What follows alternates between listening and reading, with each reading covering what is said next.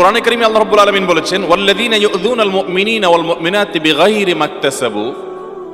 যারা কোনো ঈমানদার নারী পুরুষদেরকে, অন্য মানুষদেরকে যারা কষ্ট দেয় অন্যায়ভাবে, কোনো শাস্তিমূলকভাবে, বিচারিকভাবে তার কোনো শাস্তি নির্ধারিত হয়েছে, সেটি কার্যকর হচ্ছে, এরকম কোনো ব্যাপার স্যাপার না। বরং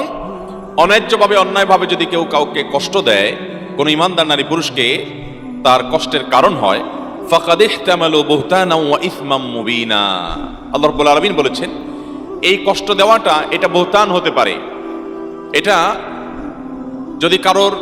চরিত্র নিয়ে প্রশ্ন তুলে তাকে কষ্ট দেওয়া হয়, অথবা কারোর সম্পর্কে মন্দ ধারণা করে তাকে কষ্ট দেওয়া হয়, তাহলে এটা বুহতানের গুনাহ হতে পারে, মিথ্যা অপবাদের গুনাহ হতে পারে। আর অন্য যে কোনোভাবে, শারীরিকভাবে, মৌখিকভাবে, আচরণ দ্বারা কোনোভাবে যদি আপনি কষ্ট দেন,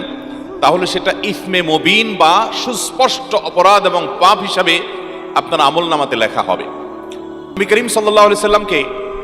জিজ্ঞাসা করা হয়েছে, আবু মুসা আশআরী রাদিয়াল্লাহু তাআলা আনহু সিনিয়র সাহাবী, তিনি বর্ণনা করেছেন, হাদিসটি বুখারী মুসলিমে একযোগে বর্ণনা করেছে যে নবীজি সাল্লাল্লাহু আলাইহি সাল্লামকে জিজ্ঞাসা করা হয়েছে, আইয়ুল ইসলামি আফদাল, কোন ইসলামটা সবচাইতে বেটার, বেস্ট, সবচাইতে উত্তম ইসলাম কোনটা, কোন মুসলমান সবচাইতে উত্তম মুসলমান হতে পারবে? নবী আলাইহিস সালাম সেই উত্তম মুসলমানের পরিচয় দিতে গিয়ে বলেছেন, মান সালিমাল মুসলিমুনা মিন লিসানিহি ওয়া ইয়াদি, যার হাত এবং মুখ দ্বারায়, যার আচার আচরণ দ্বারা, যার কাজকর্ম দ্বারায়, যার উঠা বসা দ্বারায় সব মানুষ নিরাপদ থাকে, কারোর কষ্ট হয় না,